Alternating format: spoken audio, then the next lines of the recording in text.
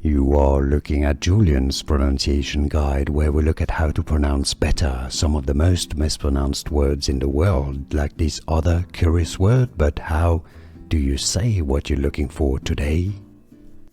Let's learn how to pronounce this word once and for all correctly in English. It's a word originally from French, pronounced in French, réfugié. It comes from the word refuge, but unlike the word refuge, the stress goes on the last syllable here. Refugee, re-fu-G,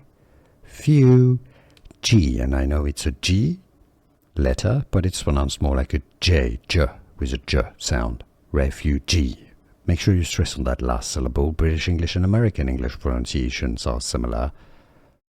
Although, yes, the stress can vary between British English and American English. British English says refugee, American English says refugee, with a stress on the first syllable. So those two pronunciations are correct. Refugee or refugee. And now you know. Was this any helpful? Let me know in the comments. Here are more videos on how to pronounce more confusing words and names too many mispronounced. Like this video if you found it useful. I appreciate your support. I'll see you soon and thanks for watching.